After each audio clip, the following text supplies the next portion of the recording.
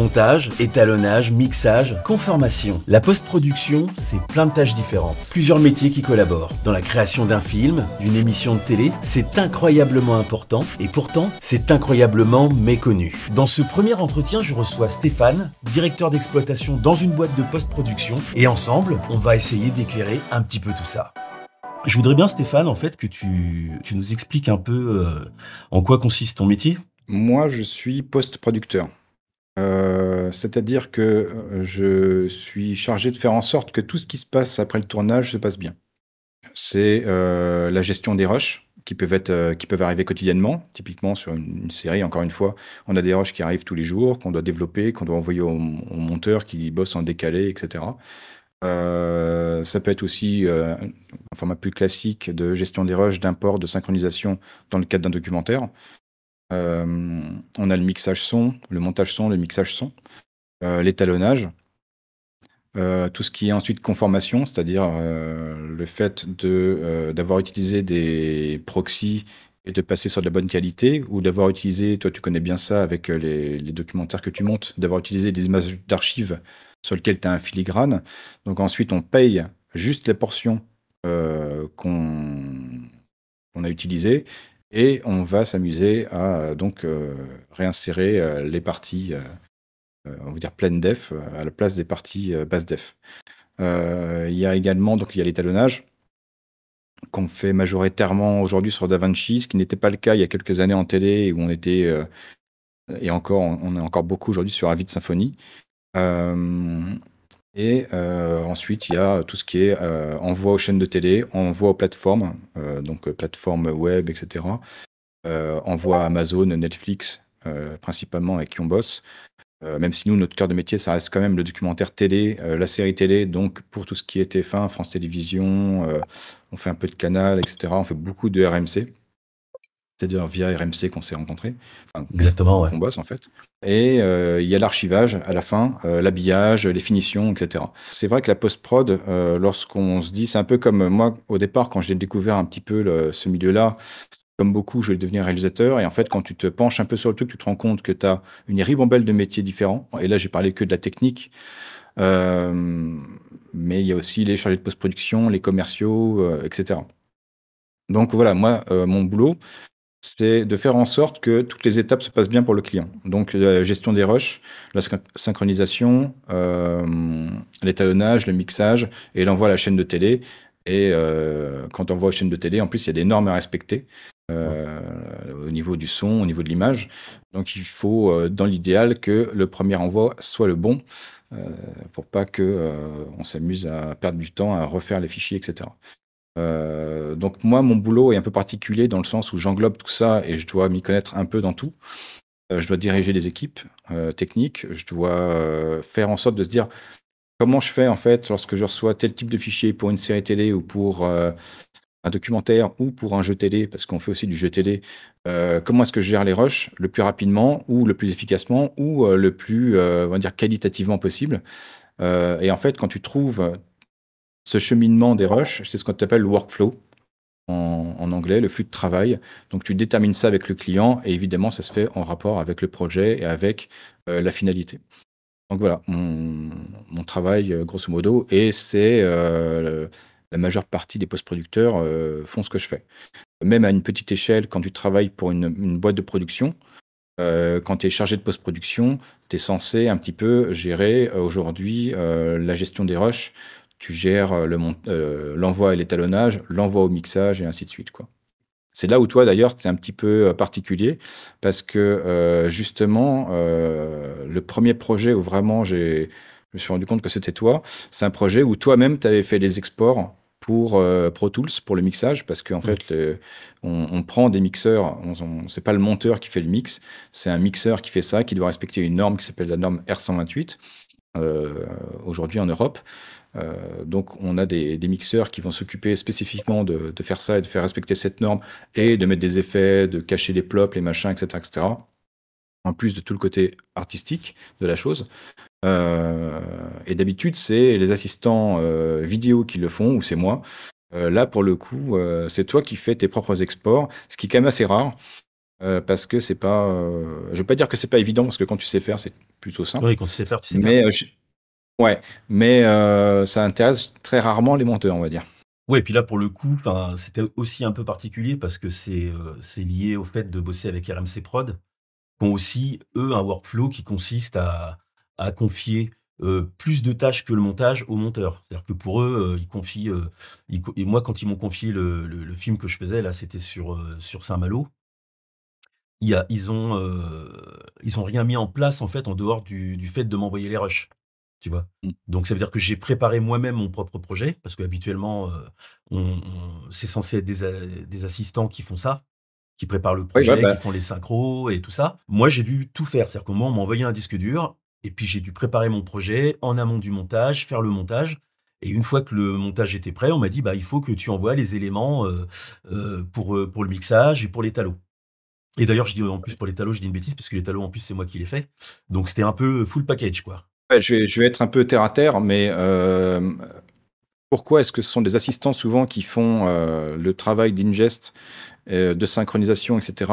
C'est pas aussi seulement parce que les monteurs en fait veulent pas le faire, c'est parce qu'en fait un monteur à la journée coûte évidemment bien plus cher que un assistant, et donc on va pas demander à un monteur de s'amuser à faire une semaine d'ingest ou moins, parce que là, faut aussi Oui, savoir que sur un projet comme ça va. ouais, mais après, ça dépend aussi de sur quel logiciel tu montes, parce que nous, dans 70% des cas, on monte sur Avid Media Composer, et sur Avid Media Composer, tu es obligé de créer des nouveaux médias, des MXF, un peu comme si tu t'amusais à transcoder tous tes rushs avant de les rentrer dans Premiere.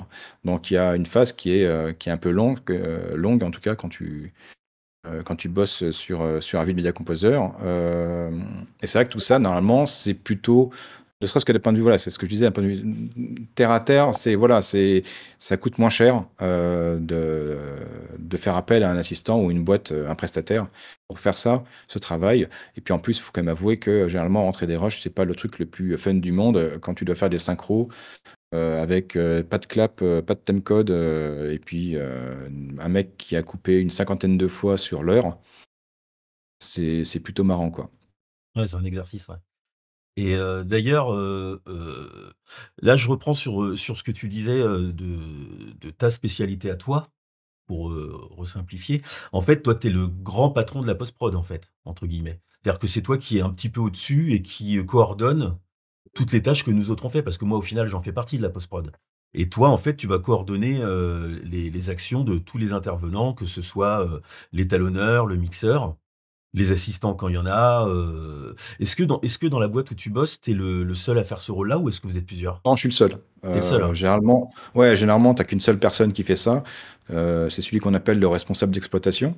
Donc, c'est quelqu'un, effectivement, qui doit avoir une vue d'ensemble et enfin, pas la peine d'être deux. Après, ça dépend du degré d'implication, ça dépend du nombre de salles. Moi, aujourd'hui, c'est presque 50 salles à gérer. Je t'avoue que c'est pas facile tous les jours. Et à la limite, c'est même pas dû au nombre de salles, c'est plutôt dû au projet. C'est-à-dire que tu peux avoir toutes les salles qui sont remplies et ça se passe plutôt bien. Et puis à l'inverse, tu peux avoir 5-6 salles juste présentes pendant les vacances de Noël, typiquement entre Noël et le jour de l'an où tu as généralement moins de monde, ou la semaine du 15 août. Et là, tu peux avoir des projets qui sont tellement compliqués à gérer qu'au final, tu n'as plus le temps.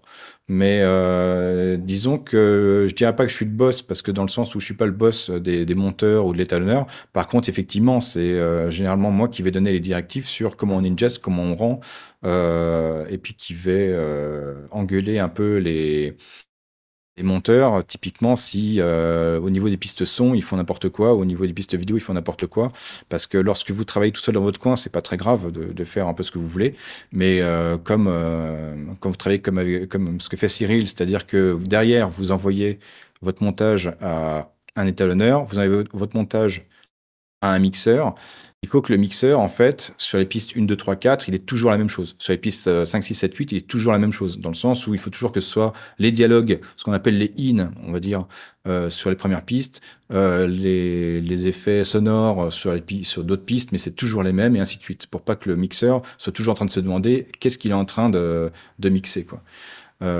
Donc c'est le genre de petites choses qu'il faut que je vérifie. C'est ce que j'ai fait d'ailleurs. Lundi, on a un gros projet qui arrive. ce que j'ai fait de vendredi, un gros projet première sur plusieurs salles.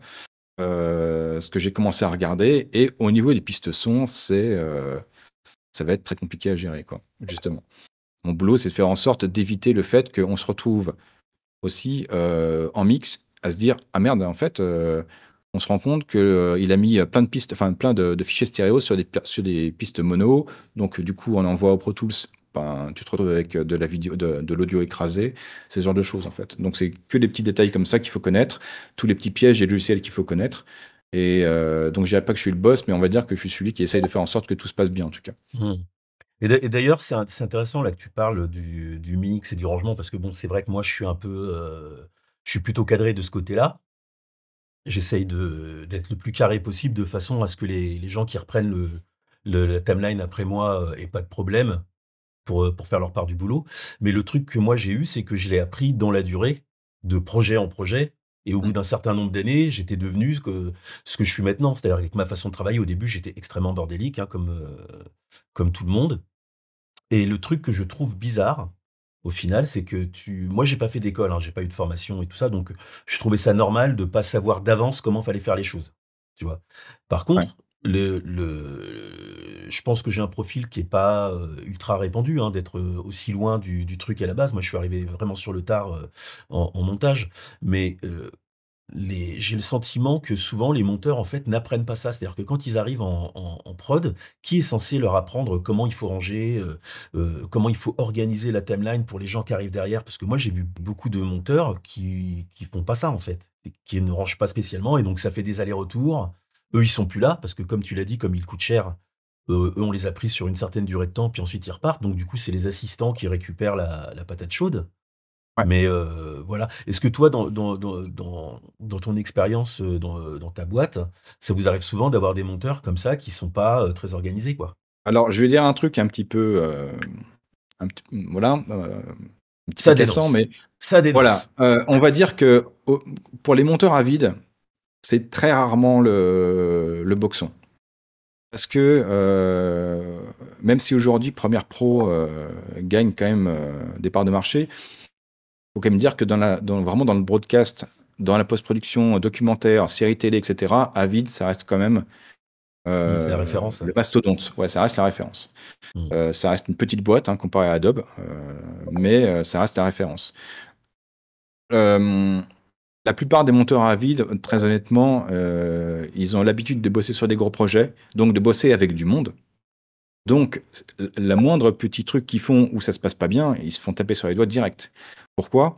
Parce que si à un moment donné, le mixeur il reçoit un AF avec toutes les pistes son qui sont genre typiquement ce que j'ai vu vendredi, c'est-à-dire tu as le dialogue en piste 1, puis en piste 12, puis en piste 4, puis en piste 12, puis en piste Oh 2. l'horreur. Vraiment, c'est vraiment ça. Et ça, c'est les 30 premières secondes. Et Ouais. tu as la musique, pareil, tu as les effets sonores, pareil, enfin, etc. Le mixeur reçoit ça, il va appeler la prod et il va dire quoi? Il va dire bonjour, en fait, voilà, je suis un tel, je dois mixer en une journée votre 26 minutes. Problème, il me faut une demi-journée pour tout ranger. Et là, la prod, forcément, elle va se retourner vers le monteur, etc. On essaye d'éviter ça. Moi, j'essaie d'éviter ça. C'est-à-dire que quand je vois que ça commence à partir un peu en sucette, je le dis. C'est-à-dire que je dis attention, là, ça va être un peu chiant pour plus tard, etc. Parce que mon but, c'est pas que les techniciens, les monteurs, etc., se fassent taper dessus. Mais c'est vrai que d'un point de vue Avid, vu qu'ils ont l'habitude de bosser sur des gros projets en broadcast, c'est rarement le cas. Sur Premiere, par contre, comme tu dis, il y en a quand même beaucoup qui ont commencé en autodidacte, etc. Et là, par contre, c'est moi qui vais leur dire. Très souvent, c'est moi. Euh, C'est-à-dire que je vais. Alors, des fois, je le loupe. C'est-à-dire que ça m'est arrivé une fois de louper un truc, un gros documentaire qu'on faisait d'1 heure et demie. Et j'ai un peu zappé d'aller voir comment il bossait et je me suis rendu compte que c'était une catastrophe. Donc là, je lui ai dit, je l'ai même appelé hein, pour le coup, je lui ai dit là, il y a un gros problème. La personne n'a pas voulu entendre le truc. Ah. Pour le coup, j'ai commencé à ranger un peu la timeline, mais comme le studio de mix me pressait, bah, je l'ai envoyé tel quel, presque tel quel. Et du Et coup, l'ingé son bah, récupère du boulot en plus alors qu'il a très peu de temps, quoi. ouais, alors en plus, c'est un ingé son qui est très pointilleux, on va dire. Donc, ouais, ça a été très compliqué pour le monteur derrière. Mais voilà, c'est un peu, c'est une bonne chose de parler de ça aussi, dans le sens où ça montre une petite différence qu'il peut y avoir entre bosser chez soi et tout faire soi-même, parce que quand même, faut reconnaître une chose, typiquement aux monteurs YouTube, hein, qui font le montage, qui font le mixage, mais qui font également le motion design, etc. À l'inverse, le monteur avide, on va dire, le monteur avide, au contraire, c'est limite d'ailleurs les synthés, ce qu'on appelle les synthés, donc les titres, l'habillage, etc. Il ne va pas les faire. Il va faire que le montage. Il va juste faire en sorte que tout soit bien organisé pour que, justement, dans le workflow, tout se passe bien. Mais généralement, moi en tout cas, pour les étudiants et ceux qui commencent, c'est moi qui vais leur dire attention de bien vérifier comment sont les pistes son. C'est-à-dire que si on ouvre une timeline et on voit que les pistes son, c'est la catastrophe, tout de suite ils me préviennent. Ils me disent attention, là on voit que les pistes son, ça ressemble à rien. Vous pouvez voir hein, il y a des gens qui postent leur timeline sur Discord. D'ailleurs, sur à peu près tous les Discords de montage, les gens postent leur timeline. Vous voyez tout de suite les personnes qui sont ordonnées ou pas. Et à la limite, vous travaillez pour vous-même, que vous soyez ordonné ou pas, ça ne me regarde pas. Par contre, ça va regarder si vous devez envoyer ça à quelqu'un à l'extérieur, ça va être un peu compliqué. Pareil pour la vidéo, c'est évident que si vous devez conformer des archives, c'est beaucoup plus simple si toutes vos archives sont sur les pistes 3-4, par exemple. Je prends un exemple au hasard, mais piste 1 Bien et 2, sûr. interview, piste 3-4, les archives, piste 5-6, l'habillage, piste 7, les barres cinémascope, et piste 8, les sous-titres pour l'étranger, pour la distribution, pour ce que vous voulez. Euh, c'est juste en fait un truc qui permet derrière de gagner du temps, et énormément de temps, parce que pour ranger une timeline typiquement de 52 minutes, qui est mal rangée, ça prend un paquet de temps, et c'est source d'erreur, parce que vous pouvez toujours vous décaler quand vous passez euh, des clips d'une piste à l'autre, vous pouvez toujours décaler une image ou deux, donc il peut y avoir des petites choses comme ça. Donc en théorie, c'est plutôt mon travail en tout cas de faire ça, quoi. Ouais, d'ailleurs, d'où ma façon à moi de travailler, hein, qui est liée à ça. C'est-à-dire que je sais pas si tu as vu, mais je compartimente vraiment ma timeline de façon à ce que, en cours de montage, je ne puisse pas me tromper. C'est-à-dire que je mets toujours les Ouais, mêmes éléments au même endroit, sans avoir besoin d'y réfléchir, parce que effectivement, si je le faisais, comme je faisais avant, hein, d'ailleurs, c'est déjà arrivé, c'est-à-dire que je monte et ensuite je me réserve un temps pour ranger. Et ben ça, c'est source d'erreur, parce que par moment, on va oublier de remonter une archive au bon endroit, on va se tromper ou on va décaler quelque chose dans le montage qui fait qu'on va se retrouver avec une image noire qui n'existait pas à la base, et c'est source d'erreur en fait de pas le prévoir en amont. ouais, Et exactement, ouais. quand on est monteur et qu'on est chez soi, on a notre petite timeline, notre petit logiciel, on met nos rushs, on manipule un peu nos trucs, tu vois, on est très bien. Par contre, quand tu bosses pour une prod, la conception, c'est que la timeline, elle est pas à toi. Moi, c'est comme ça que je le vois. C'est-à-dire que la timeline, c'est pas la mienne. En fait, c'est une timeline pour tout le monde. Moi, je l'ai à un Ouais. moment précis, tu vois, mais cette timeline, souvent, je l'ai récupérée. C'est-à-dire qu'en fait, le projet, il a été préparé par quelqu'un avant que j'arrive. Et moi, je récupère ce projet dans lequel il y a des synchros qui ont été faites, des choses qui ont été préparées pour moi en amont. Et du coup, quand moi je fais mon montage, ben, c'est pareil. C'est-à-dire que moi, après ce montage, je vais le refiler à l'ingé son, je vais le refiler à l'étalonneur. Et donc, il faudra que ben, la chambre, elle soit bien rangée parce que ben, c'est pas chez moi, en fait. Alors Mm. que c'est vrai que quand on est sur des petits projets, là, je vois, j'ai beaucoup de gens dans mon audience qui sont sur YouTube, tu vois. Donc, leur timeline, elle est à eux. Il y a personne en amont, personne après. Ils étalonnent, ils mixent, ils se débrouillent, ils font leurs Mm. effets. Donc, il y a que eux. Donc, c'est vrai que c'est moins gênant si c'est pas rangé de cette façon-là. Là où je vois que ça peut avoir un intérêt quand même d'être organisé comme ça, d'ailleurs il y en a deux, c'est que d'une part, bah, plus tes projets vont être complexes, plus ça va t'aider, toi, en montage, à ne pas te perdre dans ta timeline, parce que même si c'est ta chambre, si elle est mal rangée, tu perds du temps, en fait. Si ta timeline n'est pas organisée, tu perds du temps. Et en plus de ça, eh bien, peut-être qu'un jour, tu vas te dire, tiens, j'ai envie de passer un cap, et j'ai envie d'aller me lancer, d'aller toquer à la porte et d'essayer d'aller travailler en télé. Eh ben, Mm. t'auras gagné du temps, en fait, en t'organisant déjà, parce que tu seras déjà un peu préparé. Alors que si tu arrives complètement en vrac, je pense que tes premières expériences, elles vont être douloureuses. Moi, ça m'est déjà arrivé, hein, quand j'ai commencé à bosser en prod, j'habitais à Rouen. Et donc, je faisais les allers-retours, je prenais le train et tout ça. Et donc, ça m'est arrivé une fois de terminer un projet, de dire, bon, bah voilà, au revoir, je m'en vais, je rentre chez moi, d'aller à la gare Saint-Lazare, de prendre le train. Et dans le train, on m'appelle. Et là, on m'appelle et on me dit, il y a un problème, en fait, la timeline, c'est pas cool, c'est le bordel, on retrouve rien. Et Ah, moi, c'est j'ai moi, dû ça. revenir. Voilà. Et j'ai dû revenir. J'ai dû revenir. Mm. Et je sais qu'après, j'ai cultivé ce stress quand je quittais le boulot de me dire, j'espère que ce coup-ci, on va pas me rappeler parce que ça m'est arrivé 2, 3 fois quand même, hein. Mm. Et ensuite, bah, j'avais ce stress. à chaque fois que je terminais un projet, de me dire: «C'est terminé, mais c'est pas tout à fait terminé». Donc du coup, tu as une sorte de petite, anxiété que j'ai plus maintenant, parce que maintenant je survérifie tout ce que je fais. C'est-à-dire que je range ma timeline en permanence, je range mon projet en permanence et avant de donner à qui que ce soit, je regarde le film 2 ou 3 fois en timeline. Quand je fais un export, je regarde l'export.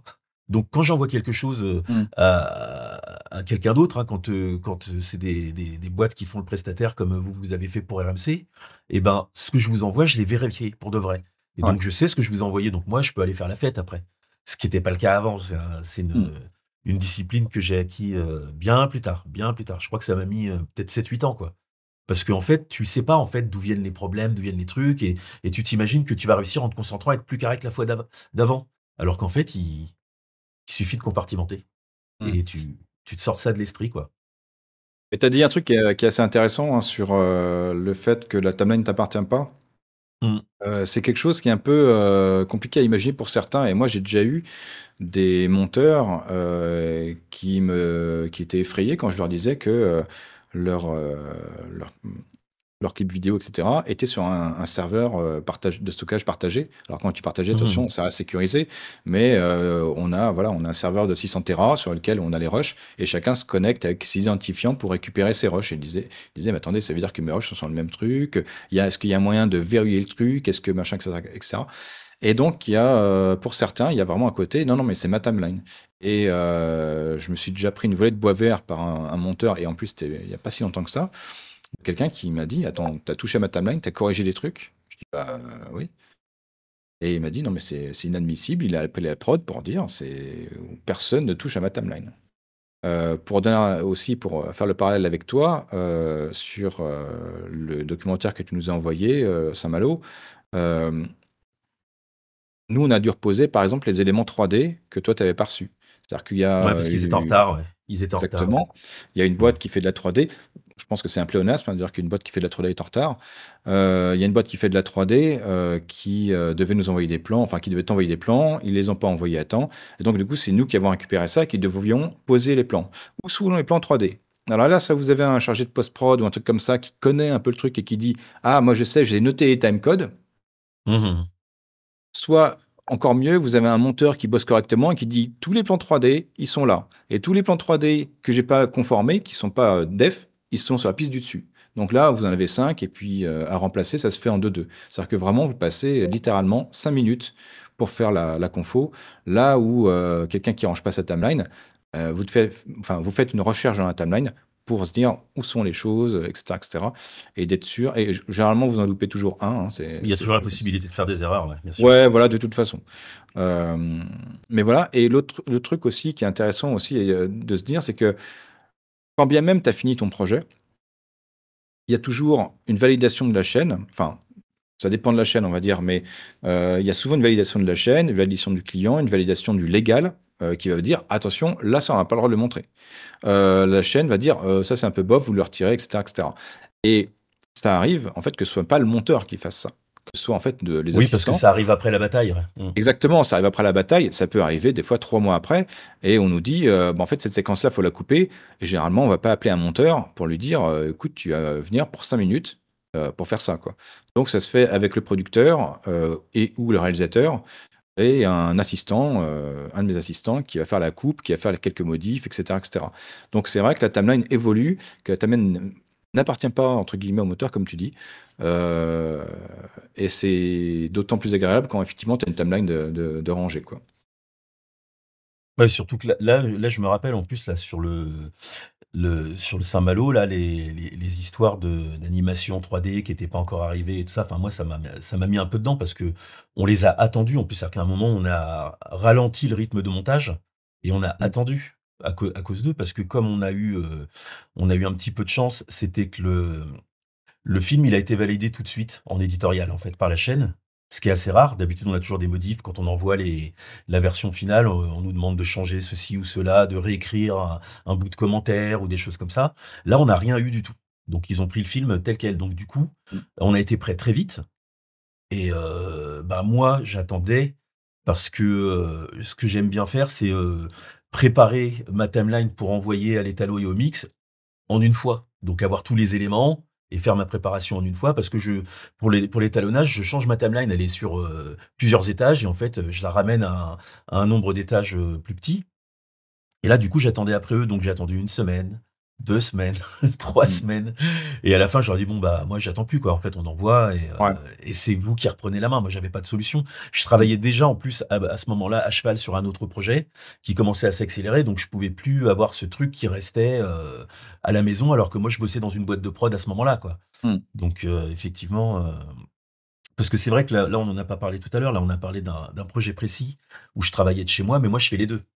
C'est-à-dire que C'est j'ai des ça, projets ouais. que je prends de chez moi et des projets où je vais directement en boîte de prod Mmh. et où là le cadre est différent, la façon de travailler par contre pour moi c'est la même. C'est-à-dire que moi j'ai ma timeline qui arrive, elle est pas à moi, je range et je reste organisé tout le long du montage. Si jamais pour une raison quelconque ça arrive, hein, des fois on est un petit peu dans le jus sur une échéance pour envoyer une pré-version en visio comme par exemple avec France Télévisions parce qu'eux ils font des visionnages à intervalles réguliers pendant le montage en fait. Donc ils veulent voir une version très tôt.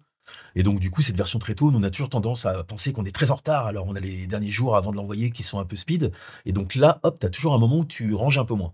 Tu vois, Mmh. où t'es un peu moins organisé, tout ça. Et ben du coup, dès que ce coup de chaud est passé, moi le matin quand j'arrive, avant de commencer, je re-range. Tu vois. Ouais. Et en fait, c'est un peu chiant. Moi, j'ai pas, c'est pas mon tempérament. Moi, j'ai un peu tendance à être un peu en vrac, à prendre les choses un peu comme elles viennent. Donc, sur le coup, ça se train là, ranger le matin en arrivant, c'est très chiant. Mmh. Par contre, ça te fait gagner tellement de temps et de stress dans les moments d'accélération parce que c'est déjà rangé, c'est déjà préparé. Quand on Mmh. me demande de sortir une version parce que il y a le producteur, par exemple, qui n'est pas sur site, est à distance et a envie de visionner le film pour faire des remarques, et il demande une version tout de suite, et ben, il faut qu'on puisse la sortir rapidement. Si tu as une timeline qui est en vrac, un truc qui est pas organisé, et en plus de ça, moi je rajoute une couche par-dessus, c'est que mon pré-montage est pré-mixé et pré-étalonné.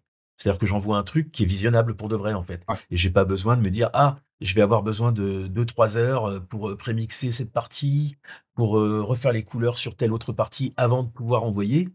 Et du coup, le fait d'être très organisé tout le long, le plus possible, même si de temps en temps il y a des petits couacs, mais le plus possible, fait que ben, des coups de chaud comme ça, je peux les gérer en claquant des doigts. On a besoin d'un export, on exporte. On peut exporter tout Mmh. de suite et hop, moi je peux passer à autre chose. J'ai la même chose sur les. Tout à l'heure, on parlait des archives, tu vois. Les archives, c'est intervalle régulier, c'est pareil. Tu vas avoir quelqu'un de la prod qui va venir te voir et qui va dire ouais, on voudrait savoir à combien on en est, puisque les archives, ça a un prix et que nous en montage, ben nous on monte, on fait les artistes quoi, on monte ce qu'on a envie, on nous a donné des archives, on s'amuse et tout. Sauf que de l'autre côté, il y a quelqu'un qui dit ouais mais moi il faut que je sache combien de minutes et de secondes t'en as mis pour rester dans mon enveloppe, tu vois. Et donc du coup, le plus tôt l'information elle arrive, et mieux c'est, plutôt que de le découvrir à la dernière minute, une fois que nous on a fait valider le film et qu'on se rend compte qu'on a mis trop d'archives et qu'il faut rechanger des choses dedans. C'est Donc on ça. essaye de le faire au fur et à mesure. Le rangement de la timeline dont on parlait tout à l'heure permet de sortir les archives rapidement. Mmh. Tu fais un EDL, ça prend 2 secondes, tu as un fichier texte dans lequel sont listées toutes les archives qui sont sur la timeline, et zou, et ça a pris 2 minutes, et tu as réglé le problème de quelqu'un, et toi tu peux te remettre à travailler. Si t'as pas fait ça en amont, eh ben là il va falloir que tu égrènes ta timeline, et que tu vérifies, et que tu fasses pas d'erreur. Tu vois. Et moi je sais que j'en ferai, si c'est pas rangé, je vais en faire des erreurs. Ouais. Donc voilà. Et oui, c'est marrant que tu parles de ça aussi, de l'EDL, parce que l'EDL, en fait, c'est juste, Edit Decision List.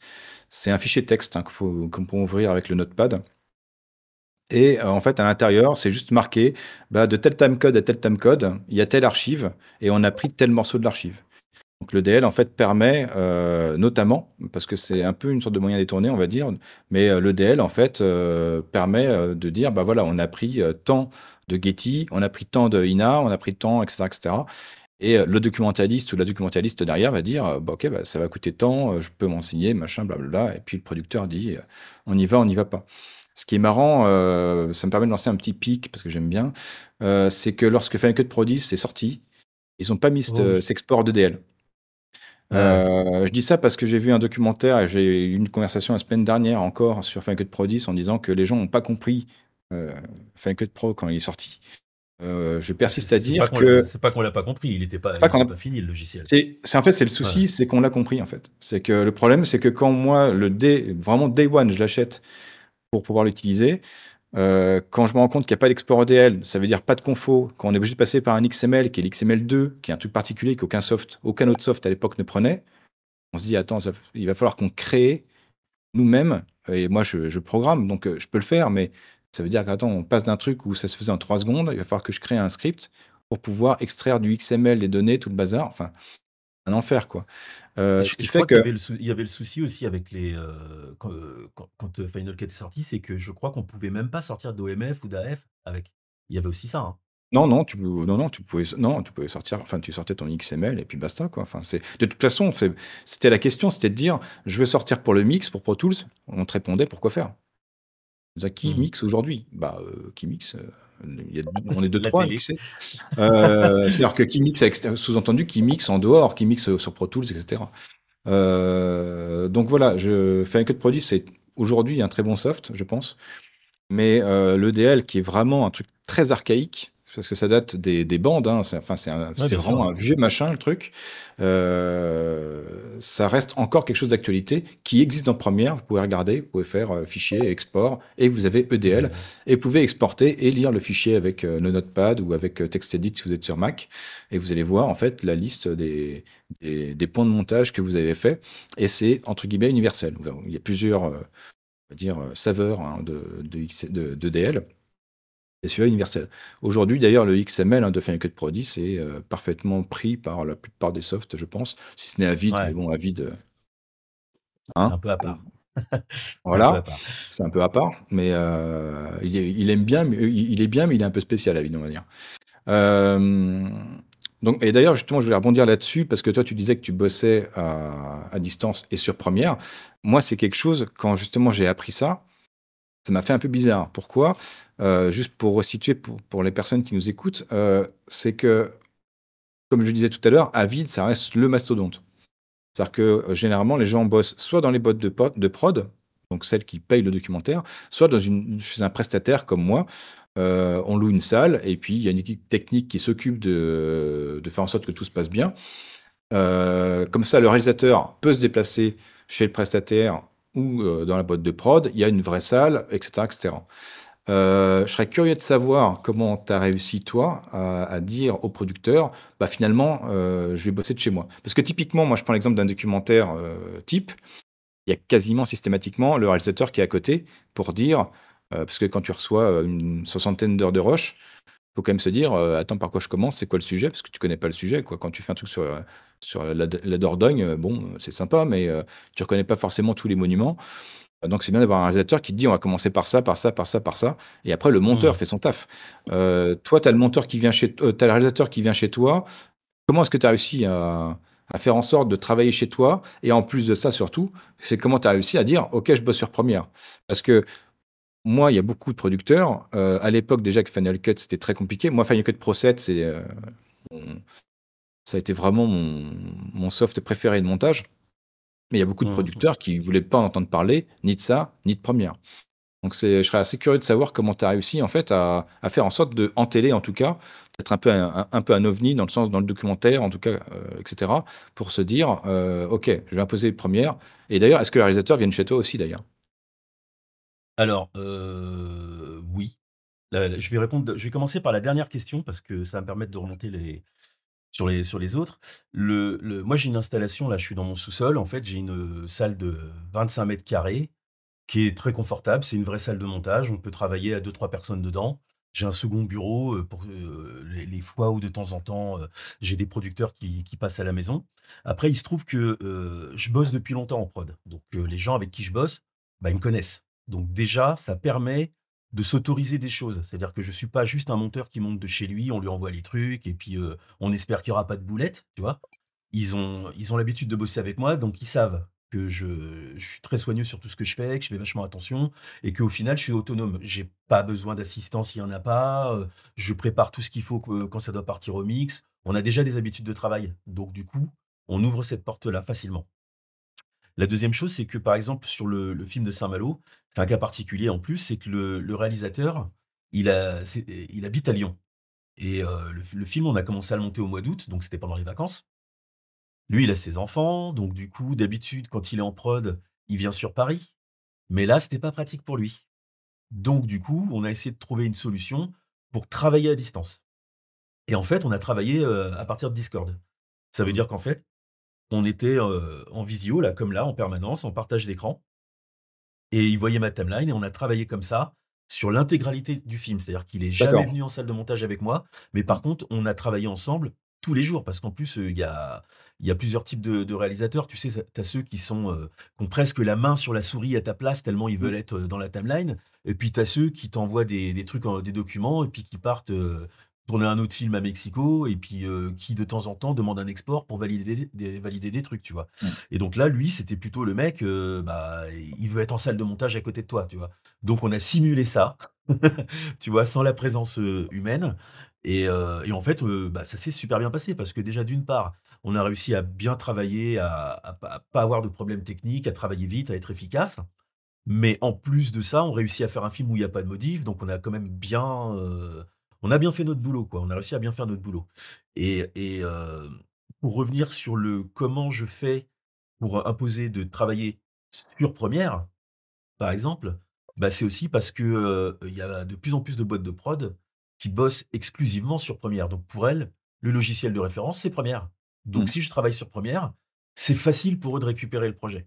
Ça veut dire que, en général, ce qu'ils font, c'est qu'ils m'envoient un coursier avec un disque dur, tu vois? Moi, le disque dur, je duplique tout ce qu'il y a dedans, je le mets dans un disque en interne. Comme ça me permet d'avoir une copie en cas d'incendie, en cas de on sait jamais. Et je travaille sur mon disque interne. Une fois que j'ai terminé, que le projet il est validé, je duplique le contenu de mon disque interne dans le disque dur qu'ils m'avaient envoyé et je leur renvoie ce disque et eux, ils ont plus qu'à le brancher, ils allument, ils ont le projet. Mmh. Donc c'est aussi un gain de temps pour eux, le fait que je sois sur Première parce qu'ils le sont déjà. Il y a de toute façon, on l'a abordé sans vraiment le dire, mais actuellement en prod, il y a 2 logiciels, il y a Avid et Première et heu et un peu DaVinci parce que DaVinci est utilisé pour l'étalonnage.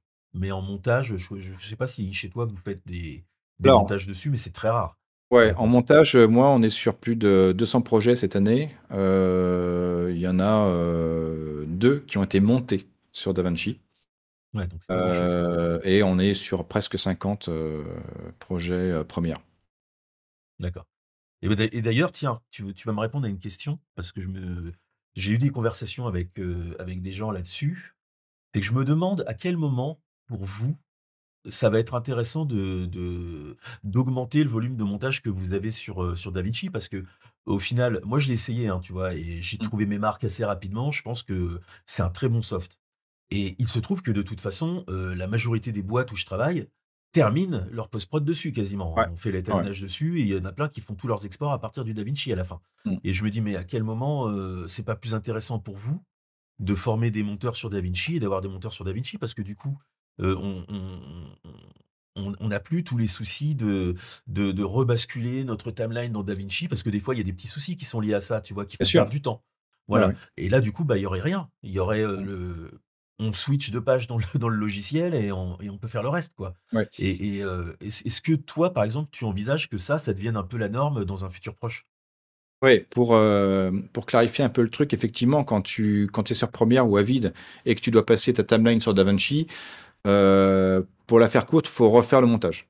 Alors, il y a 2 méthodes. Soit on refait le montage, donc on exporte un AF et on essaye de refaire, on dit: «OK, relink vers, les médias sources», parce qu'on peut très bien bosser sur Premiere ou sur, Avid avec les médias, «proxy» entre guillemets et sur DaVinci et cetera. Sauf qu'évidemment, si vous mettez, votre petit plugin, je sais pas, enfin n'importe quel plugin qui ne va pas exister sur DaVinci, bah, l'effet vidéo va pas y être, tout le bazar. Enfin bref, c'est tout un bazar. Donc effectivement, la conformation d'une timeline Avid et Premiere vers DaVinci, c'est typiquement d'ailleurs ça fait partie de mon métier de se dire, ça va me prendre 3 secondes à faire, ça va me prendre 2 jours. Si vraiment vous voulez que je refasse tout, ça va me prendre 2 jours parce que les effets, et encore, ce sera peut-être impossible à refaire. Exemple très simple, les ralentis. Un ralenti sur Premiere Pro ou sur Avid, quand vous utilisez ce qu'on appelle le flux optique, ça sera jamais exactement le même que vous aurez dans DaVinci. Et comme tu dis, il y a différents types de réalisateurs et il y en a certains qui sont pixel perfect. C'est-à-dire que s'ils n'ont pas exactement la même chose, c'est Mmh. retour à l'envoyeur. Donc, effectivement, pour nous, c'est une charge de travail en plus. Euh, Maintenant, moi, étant prestataire, si demain, on me dit que tout le monde a envie de monter sur CapCut, je forme tout le monde sur Ouais, c'est CapCut. CapCut, bien Tu vois? sûr. Parce que je suis prestataire. C'est-à-dire que moi, je dois m'adapter. Si Final Cut Pro 10, malgré le fait que quand il est sorti, il n'avait pas de retour vidéo, tout le monde me disait c'est génial. Bah, voilà, on avait acheté une licence, on aurait acheté d'autres licences, on aurait formé les techniciens à ça, etc., sur les rôles Alors, audio, sur ce genre de choses. Tu c'est pas vois? du tout ce qui est arrivé, hein. Moi, j'y C'est étais pas à ce non. moment-là. Ah ouais, non, non, bien sûr. Ça a Non, mais été ce que je veux dire par là, no c'est juste way. de dire que moi, le soft, entre guillemets, je m'en fous un peu. C'est là Mhm. où des fois c'est un peu compliqué parce que j'aime bien envoyer des pics sur des trucs comme ça. Le logiciel sur lequel je vais envoyer le plus de pics, c'est sur un vide parce qu'il me sort par les trous de nez et ça fait presque 20 ans que j'utilise. Donc, j'aime bien envoyer des pics au logiciel, mais au final, moi, peu importe le logiciel. Mon taf, c'est de faire en sorte que tout se passe bien à la post-prod. C'est de faire en sorte que le monteur il soit à l'aise parce que faut quand même dire que quand tu arrives en tant que monteur dans une boîte chez un prestataire ou chez un producteur que tu connais pas, un réalisateur que tu connais pas, et tu arrives et on te dit, bah voilà, là c'est 10 mois de tournage, tu as accès à plus de 300 heures de rush, bon courage. Le mec il connaît pas le sujet, ou c'est un truc hyper pointu, etc. Le monteur, faut quand même qu'il soit un petit peu rassuré. Ça, c'est aussi un peu notre rôle aussi de faire en sorte que ça se passe pas trop mal avec tout et que le mec, ouais, est-ce que tu veux un café, machin, et de lui dire où sont les choses, etc. Et à ce sujet, on a quand même pas mal de monteurs et on le sait, qui généralement les premiers jours sont un peu compliqués à gérer, sont un peu limite infects parce que justement ils sont stressés, etc. Et puis en fait, au bout de 2-3 jours, ils comprennent que ça va bien se passer, que de toute façon, c'est un projet comme un autre, c'est juste qu'il y a beaucoup de rush, etc. Donc moi, si tu veux, c'est juste ça, mon travail, c'est de faire en sorte que tout se passe bien. Si demain on me dit, on fait, imaginons qu'on fasse que du montage sur DaVinci, je dis d'accord, pas de souci. Par contre, au niveau matériel, il va y avoir des petits trucs un peu à changer. Typiquement, on a des cartes d'acquisition AJA qui ne sont pas prises en compte et qui ne sont évidemment pas prises en compte par Blackmagic, DaVinci Resolve, parce que Blackmagic fait ses propres cartes d'acquisition. Donc déjà, il y a tout un parc à changer. Deuxièmement, exemple tout bête, spectacle 10 caméras multicam sur DaVinci Resolve en montage. Euh, Ça marche pas trop mal. Faut quand même avoir un ordinateur qui tienne la route, mais clairement au niveau processeur, on s'est rendu compte que tu Il est compares gourmand, ouais. sur la même machine avec Premiere prenait moins de place sur le CPU et exploitait mieux le GPU. Alors ça, faut pas le dire aux fans de DaVinci parce qu'ils vont dire ah bah non, DaVinci c'est génial, mais les faits sont là. Et moi, le but c'est de faire en Mhm. sorte que les préjugés, on s'en fout, on fait juste que sur cette machine-là, en tout cas, sur un Mac Studio, en tout cas, on avait le problème. Donc, il y a ça. L'export au Pro Tools, timeline de 2 heures, 40 pistes audio. Le monteur s'est bien amusé parce que tu imagines quand tu te trimbales 40 pistes audio, c'est sympa avec tous les micros des comédiens. Euh, on a exporté depuis un M2, ça a mis sur un stockage en 10 gigabits, ça a mis un truc du style 4h50 ou un truc comme ça, enfin presque 5 heures. Sur un vide, je devais conformer le truc sur un vide pour une raison un peu bidon, mais je devais conformer le truc, ça a mis 40 minutes. Ouais, Donc, donc rien à voir, ouais. Donc rien à voir. Donc il y a quand même des choses comme ça où moi je dirais ok, il y a zéro problème. C'est juste que justement je suis conscient des problèmes qu'il va y avoir et je vais leur dire attention. Parce que le coup du faire des modifs le matin, envoyer pour le mix l'après-midi avec DaVinci, si vous avez un peu de piste, c'est un peu compliqué, Mhm. etc. Et pareil d'ailleurs avec Premiere, dans certains cas, ça dépend du type de fichier qu'on a. Parce qu'à vite, ce qu'il faut comprendre, c'est que quand il travaille avec des proxys, il sépare les essences, c'est-à-dire qu'il met les sons d'un côté, il met les vidéos de l'autre. Donc quand vous exportez le son, il ne lit que les sons. Alors que quand vous travaillez avec des fichiers complets type Premiere, vous ne amusez pas à séparer les essences, ben, il va prendre le fichier son, il va l'ouvrir, il va lire que la piste audio, mais il va la lire à différents endroits, etc. Ce qui fait que forcément, ça prend un peu plus de temps, quoi. Fondamentalement, moi, j'ai pas vraiment de préférence. Mon but étant juste que ça se passe bien. Et c'est ça le truc, hein, c'est que moi, je suis plus technicien qu'artiste. Je m'en suis rendu compte au fur et à mesure des années.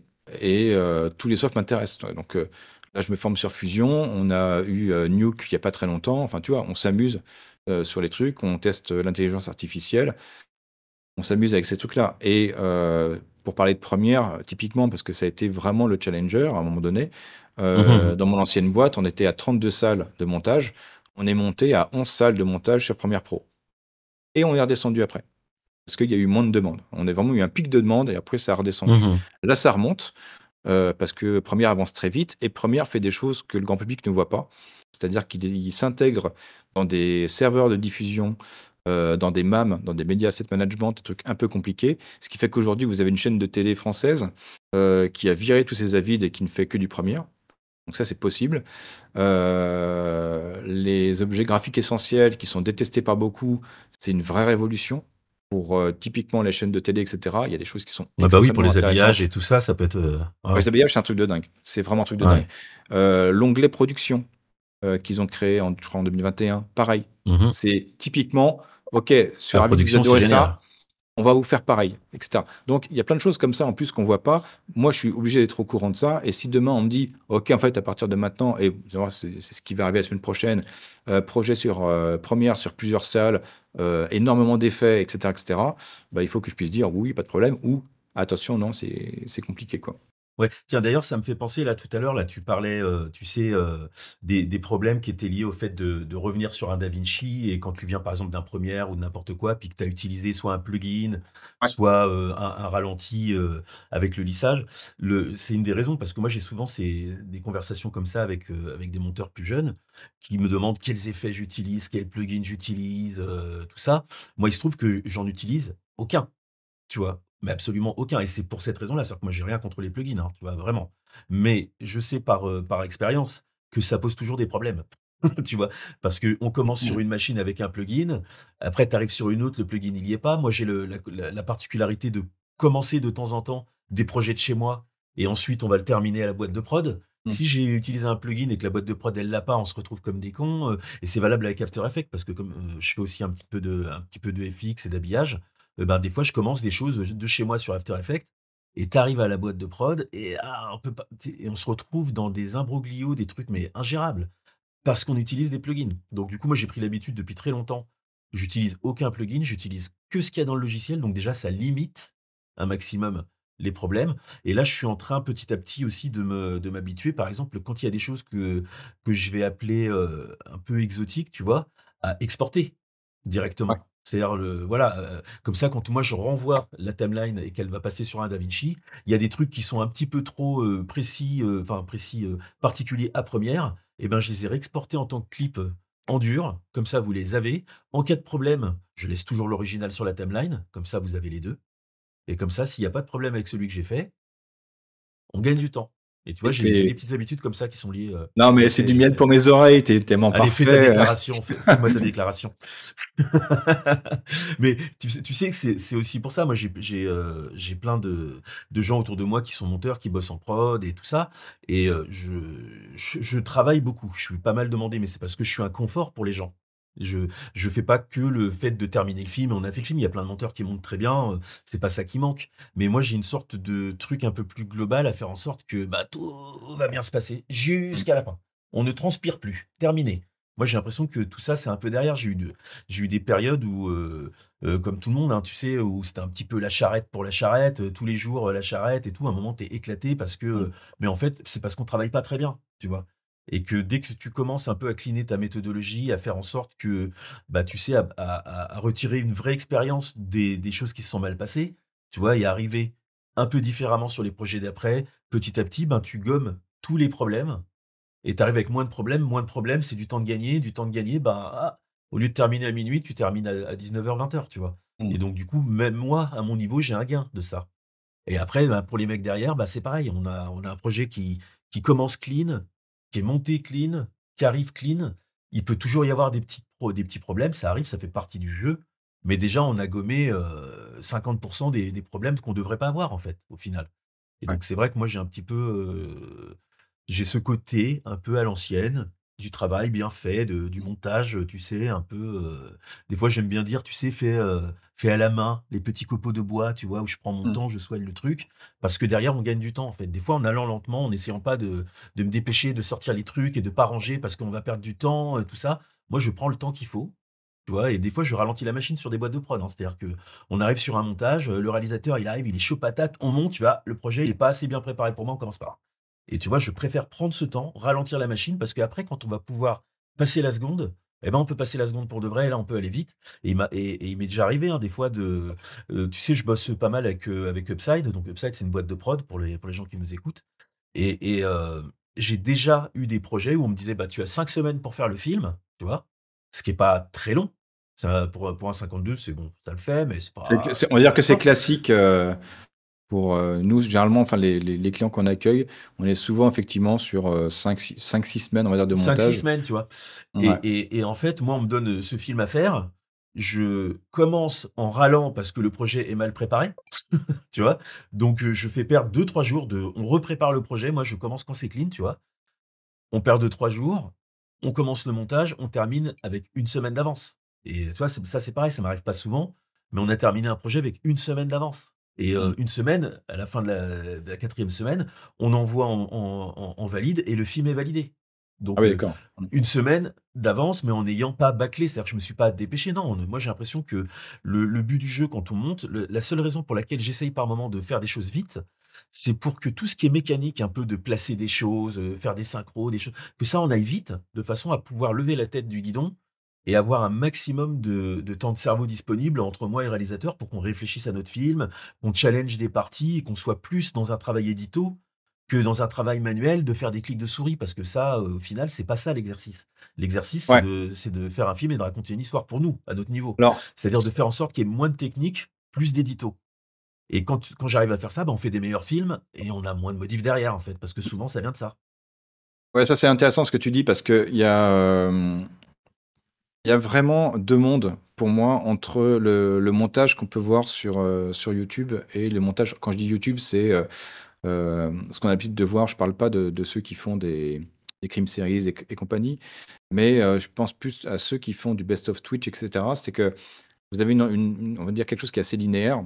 Vous coupez, vous faites des effets, il faut que ce soit hyper dynamique, etc. Et c'est vraiment un art de faire ça. Mmh mh. Heu, les documentaires, la mécanique est un peu différente dans le sens où vous montez très, très rarement en linéaire.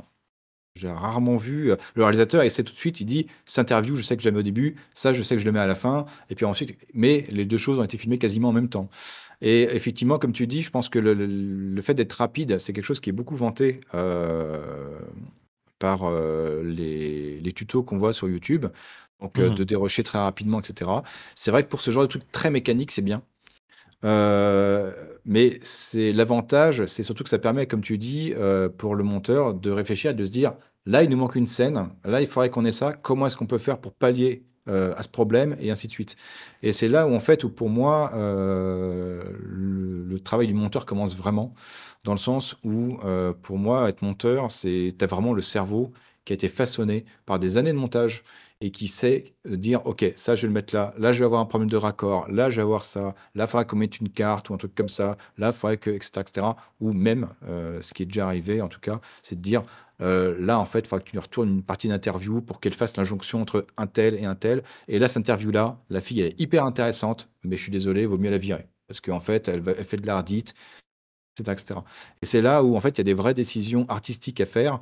Moi, j'en suis incapable parce que, j'ai beau connaître les softs, quand même pas trop, trop mal, Mmh. c'est vraiment un métier et c'est un truc que j'utilise déjà, enfin, que j'utilise de temps en temps comme métaphore, mais c'est de dire, grosso modo, vous pouvez regarder, des centaines d'heures de vidéos YouTube sur comment, on fait de l'ébénisterie, pour autant, vous ne saurez pas faire. C'est vraiment en Mmh. forgeant qu'on devient forgeron, en tout cas sur cette partie créatrice, heu, du montage. Donc voilà et je dis pas ça, attention, je dis pas ça pour dire, que le montage de documentaire est meilleur que le montage de YouTube. Je dis juste Non, que, c'est un autre attention, exercice. voilà, c'est un autre exercice et clairement, les monteurs, bon, 99 des monteurs que je croise, seraient pas capables de faire, d'être aussi rapides, de faire du motion design. Alors ça, c'est je dois en connaître un ou 2 monteurs qu'on Ouais, appelle des ouais. monteurs truquistes et cetera, qui font ça, mais c'est vraiment limite 2 métiers différents et c'est vrai qu'il y a aussi la temporalité qui change un petit peu, l'aspect du métier, quoi, en tout cas. La grosse différence aussi qu'il y a, c'est que le monteur, sur YouTube, il est solitaire. On lui envoie un truc, il fait ce qu'on lui a demandé, voilà, il est solitaire. moi, je suis pas solitaire. Moi, je bosse avec un réalisateur, j'ai un producteur, et puis tu as des producteurs qui sont plus ou moins interventionnistes et qui se prennent pour le second réalisateur, tu vois? Et donc, du coup, il y a des fois où si tu es pris à essayer d'aller vite, tu ne peux pas. Mmh. Tu ne pourrais pas de toute façon. C'est Ah un ouais. autre exercice. Tu as un truc qui est plus dans l'intellect, à négocier des trucs, à réfléchir comment on va raconter tel passage, et tu vas te rendre compte que tu peux le raconter de 3 façons différentes. Est-ce qu'on fait sauter tel truc? Est-ce qu'on inverse? Et en fait, tous ces trucs-là, on prend le temps de le faire. C'est-à-dire que c'est pas des choix qu'on évacue rapidement parce qu'il faut, aller vite, aller vite, aller vite. Non, on essaye de profiter au maximum du temps qu'on a pour mettre un maximum de temps de réflexion dedans. C'est pas toujours facile parce que des fois, pour des raisons techniques, on est un petit peu prisonnier aussi du fait qu'on doit fabriquer, tu vois? Et qui fait que du coup, il y a des fois, on est obligé d'arrêter certaines réflexions parce qu'on leur a alloué trop de temps et puis qu'il reste Mmh. beaucoup de travail à faire, tu vois? Mais le but Mmh. du jeu, c'est ça, c'est de favoriser la réflexion et pas la vitesse. Et c'est vrai que tu as raison, hein, quand tu fais le tour sur YouTube de tous les tutos, le truc qui est vraiment qui a le vent en poupe, c'est, comment monter 3 fois plus vite, comment monter 10 fois, 20 fois, 30 fois plus vite, tu vois? Et souvent, moi, on me demande, «Combien de temps tu as mis à monter ton tuto là?» Parce que tu vois, les tutos que je fais, je mets beaucoup de choses dedans. Tu vois, ils sont quand Mmh. même, pas mal serrés, il y a beaucoup de choses dedans, et donc du coup, les gens se demandent: «En combien de temps je fais tout ça?» Et en fait, la réponse, c'est que je prends tout le temps qu'il faut. Parce que pour une fois, j'ai pas de deadline. Je Mmh. fais ce que je veux, donc je prends le temps qu'il faut. J'essaye pas d'aller vite, et en fait, du manque de vitesse vient la qualité, tu vois? Puisque je prends le temps de faire les choses. Si je devais faire les mêmes tutos en me disant: «Tiens, celui-là, il faut que le montage, ça dure, je sais pas moi, une semaine», et ben, ça serait pas du tout les mêmes tutos. Je serais obligé d'enlever, les 3 quarts de ce que je mets dedans parce que j'aurais pas le temps de les fabriquer. Quand je fais, mon chat qui parle, ou quand je fais des petites animations, des choses, ces trucs-là, je prends le temps de les faire. Et vraiment, je m'arrête que quand ça me convient. Tu vois? C'est Mmh. pas un truc que je fais, où je me dis: «Tiens, ça, il faut que ce soit prêt aujourd'hui pour être monté aujourd'hui». Non, non. Des fois, pendant une semaine, je vais tester, 3 méthodes différentes, et puis je vais me rendre compte qu'au final, le truc, il est bien, mais l'écriture du truc, elle est pas bonne, donc il faut que je réécrive. Donc il faut, tu vois? Je suis dans un truc un peu, en fait, j'ai l'impression que je fais tout ce qui m'a été interdit quand je suis en prod, tu vois? Je tâtonne, je prends mon temps, je crie, je réécris, je fais des effets qu'on ne tenterait pas. Je suis un peu vraiment à mi-chemin entre ce qu'on fait sur YouTube et ce qu'on fait en prod, tu vois?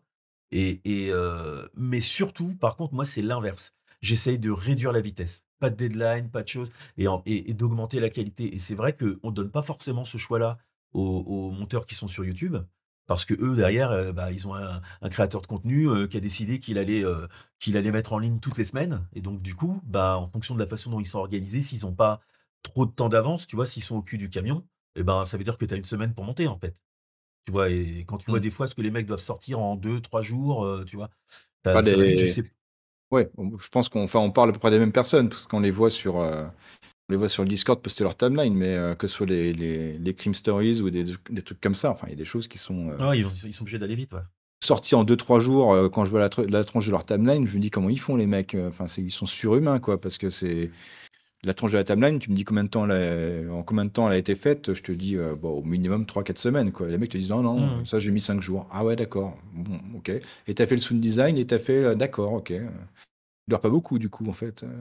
Ouais, ils font la totale.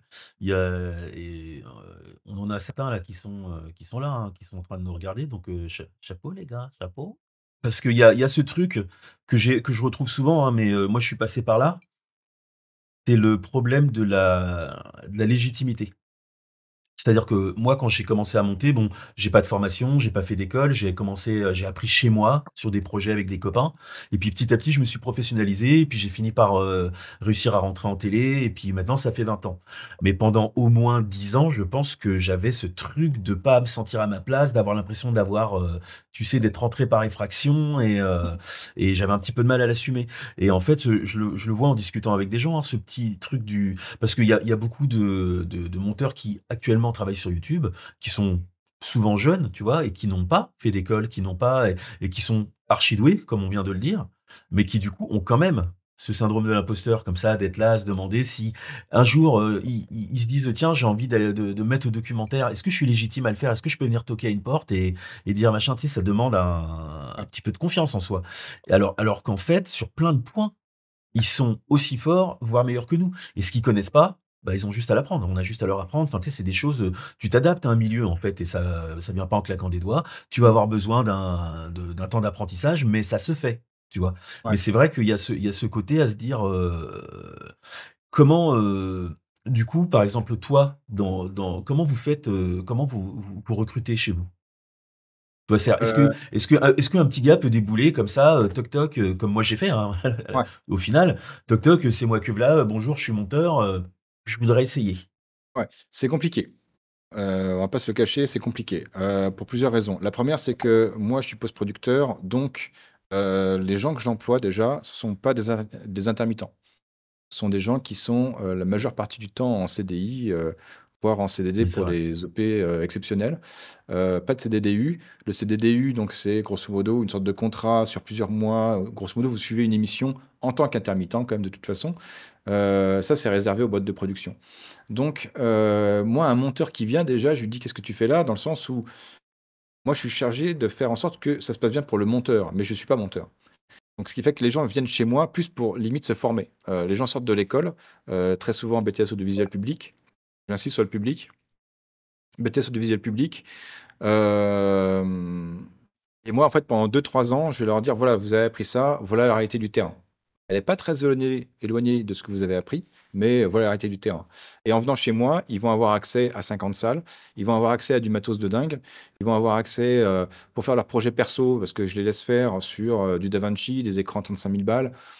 Tu vois? Je les laisse faire et ils vont se former et plus ils vont être formés, plus ils vont être bons, plus ils vont être formés, plus ils vont rencontrer des clients avec qui, ils peuvent soit se lier d'amitié, soit, en tout cas, nouer des relations professionnelles, saines et derrière donc se faire embaucher et puis petit à petit devenir monteur et cetera. Donc c'est entre guillemets «vieille école», le monde de l'audiovisuel, broadcast j'entends, hein. On ne parle pas du tout de YouTube parce que là ça a plus rien à voir. C'est un Mais autre monde, ouais. c'est un autre monde totalement, mais en tout cas le voilà, moi c'est aujourd'hui en fait si tu veux rentrer dans une boîte comme la mienne, il faut quand même avoir fait des études qui sont quand même en adéquation avec ça. Sinon c'est un peu compliqué. Donc ça peut être ça. Moi j'ai fait l'ESRA, typiquement. J'ai 2 techniciens qui ont fait les 3 IS, mais très souvent les gens qu'on rencontre sont des gens qui ont fait des BTS, audiovisuels, souvent publics. Un monteur qui voudrait, toquer à une porte, toi je pense que tu l'as plus fait dans une boîte de prod, je Boîte de pense? prod, ouais, ouais, en boîte de prod, ouais. Ah c'est ça. Donc Mmh. qui sont ceux qui embauchent les monteurs. Ils peuvent faire ça, ils peuvent tenter, je veux dire, Bah, moi, c'est moi l'expérience je que suis j'ai. Après, voilà. Ouais, c'était il y a 20 ans, tu vois? Donc, mais ouais, c'est ça. moi, Mais j'ai le sentiment qu'en boîte de prod, tu peux arriver comme ça juste, j'allais dire armé de ton mmh, courage, mais en fait, il faut quand même que tu saches monter, tu vois? Pas arriver non plus, ouais, voilà. Mais c'est tu ça. peux arriver armé de ton courage et être, reçu et entendu et je pense que à la motivation, les mecs, ils vont t'essayer. Parce que, déjà, il se passe un truc, donc moi, c'est le contact que j'ai avec les boîtes de prod où je travaille, hein. C'est qu'ils ils cherchent tout le temps des gens.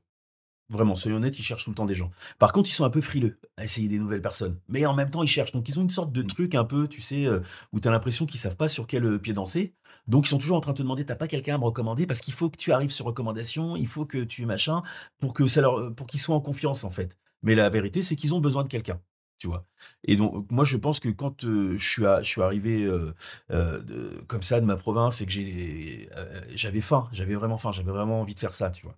Et que je suis arrivé, j'étais tellement motivé. Moi, ça a été vite, hein, vraiment, on m'a essayé assez rapidement, tu vois. On m'a donné l'occasion assez rapidement de montrer ce que je pouvais faire et tout ça. Et je pense que toutes les boîtes de prod ont des petits projets sur lesquels ils peuvent essayer des gens, tu vois, quitte à le faire sur une journée où ils ont des mecs un peu plus seniors au cas où pour épauler. Et puis voilà, mais je pense qu'il y a une porte comme ça qui est ouverte où tu peux arriver un peu, j'ai envie de dire sorti de nulle part comme je l'ai fait. Par contre, il faut aligner derrière. Moi, je suis devenu du jour au lendemain le mec le plus travailleur de la terre et voilà. Tu vois, c'est pas un acquis, quoi. Et en plus de ça, de toute façon, ça te transforme en ça puisque, en ayant un peu comment dire? Le sentiment de voler ta place, moi, ça m'a mis dans ce truc-là, une sorte de frénésie de travailler plus que tout le monde, tu vois? Mmh. À mériter cette place et à se dire: «Vous avez vu, vous avez pas eu tort, hein, vous avez bien fait de me prendre». Donc, voilà, moi, je pense qu'il y a en boîte de prod, il y a moyen encore maintenant de faire ça. Après vous, c'est vrai que vous, c'est un cadre un peu différent, mais en Ouais. boîte de prod, Je pense qu'il y a moyen de faire ça et en même temps, il y a toujours cette porte effectivement, hein, de sortir d'une école ou de sortir d'un BTS, de commencer, de mettre un pied dans une boîte de prod, via le stage, parce que ça arrive souvent aussi, tu vois? Et ensuite d'être embauché à partir de là.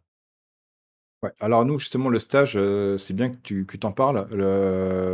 Effectivement, le stage, pour ceux qui font des écoles audiovisuelles en plus, hein, c'est c'est hyper, hyper important. Parce que c'est là, en fait, où tu vas te dire, tu vas rencontrer donc un stagiaire. Normalement, tu es censé faire un stage, par an de 5 semaines. Tu vas rencontrer le stagiaire et donc potentiellement, tu vas te dire: «Toi, quand tu sors de l'école, tu peux m'appeler». Moi, ça m'est déjà arrivé de débaucher quelqu'un qui était en première année. Alors que le mec était en première année, enfin, c'était une fille d'ailleurs. C'était une fille qui était en première année, sur son BTS et je lui dis, c'est soit ouais, soit tu fais une deuxième année et puis et cetera, soit tu on commence direct. Tu pas ton BTS, mais là, par contre, je t'embauche direct, quoi. Et aujourd'hui, elle est, plutôt très bien placée. Elle a un poste, bah, comme le mien d'ailleurs. Heu, donc voilà, c'est les stages sont hyper importants et c'est-à-dire que c'est pas parce que vous faites un BTS, audiovisuel public que forcément je vous dis que vous allez avoir du boulot, mais ça aide. C'est Mathieu Miziraka, hein, je pense que je sais pas si les gens connaissent, qui est un chef op, qui a une chaîne YouTube, qui parlait des formations et cetera et qui disait: «Oui, on rentre tous par la petite porte». Alors certes, on rentre tous par la petite porte, mais c'est vrai que quand tu as fait un BTS audiovisuel public et que tu as eu 2 stages qui ont été, entre guillemets, un peu orientés par ton responsable pédagogique qui connaît les gens comme moi, qui parle avec eux, c'est un peu plus simple quand même d'avoir un boulot que, Non, puis quand tu as surtout les fait, prods, autre chose, pour quoi. moi, tu sais s'ils ont un jeune qui arrive comme ça, qui est en stage, bon voilà, il va être en stage et tout ça. L'ambiance boîte de prod est plutôt amicale, plutôt sympa. Mmh. C'est un métier de réseau. Ouais, c'est vrai. Et donc du coup, le simple fait d'avoir été dans cette prod, si ça s'est bien passé, fait que cette prod va t'essayer derrière et va te prendre. C'est un acquis. Que ce soit Mmh. en assistant, hein, d'ailleurs, ils te prendront pas forcément en monteur tout de suite, mais ils vont te prendre au moins en assistant parce que Mmh. ça s'est bien passé. C'est un métier où on est un petit peu dans l'affect et dans l'amical. S'ils t'ont bien aimé, ils vont te filer du boulot, ils vont te prendre.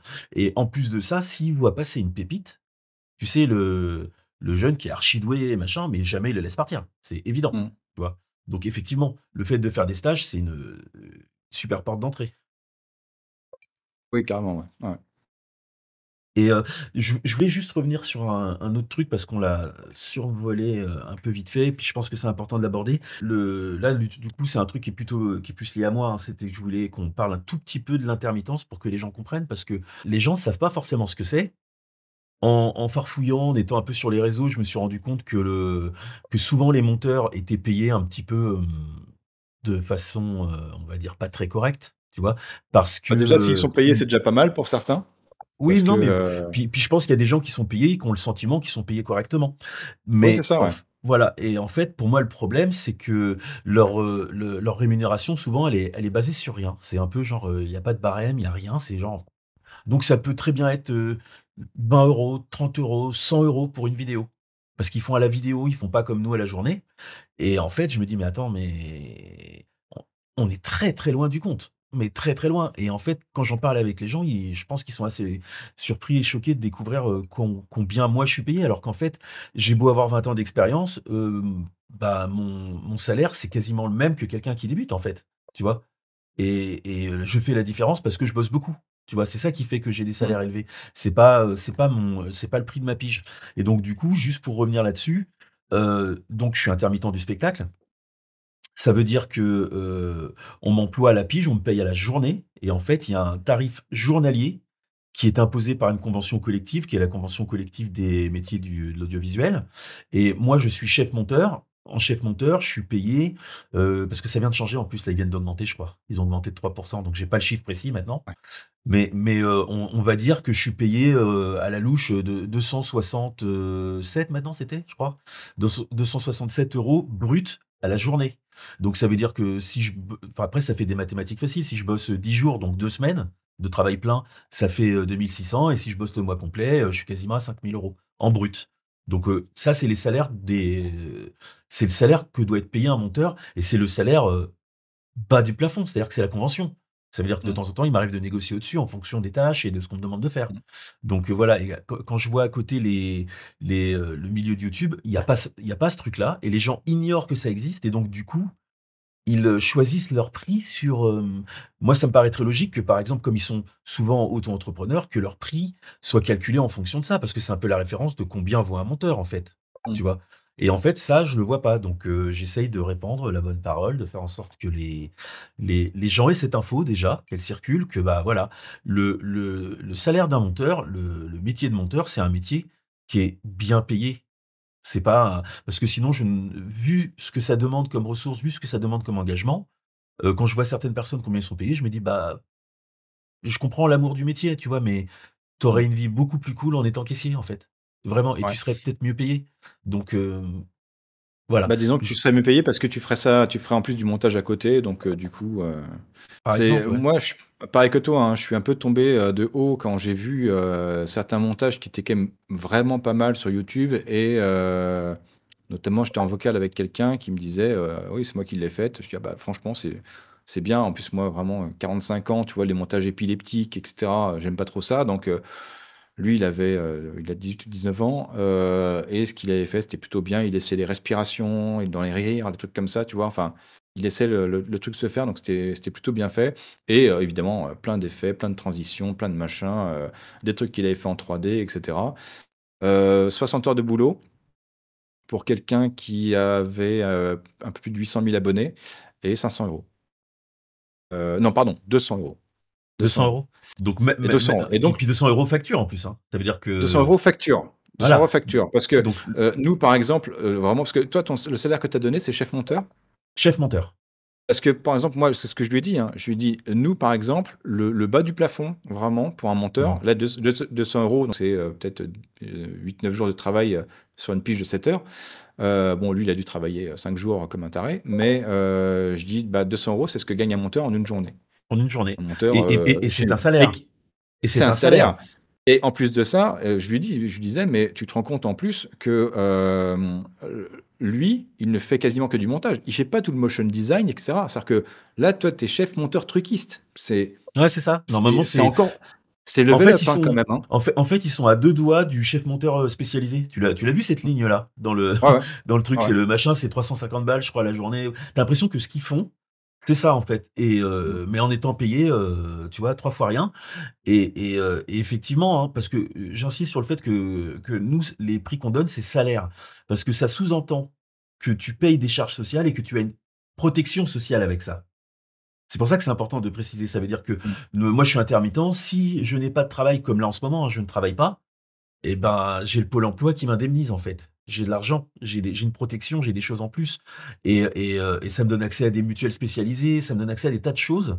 Donc, c'est pas que le salaire que j'ai tout ce qui va avec. Voilà, c'est tout pour cette fois. Si ça vous a plu, n'hésitez pas à vous abonner à cette toute nouvelle chaîne. Et comme d'habitude, likez, partagez, commentez. C'est tout pour moi. Ciao!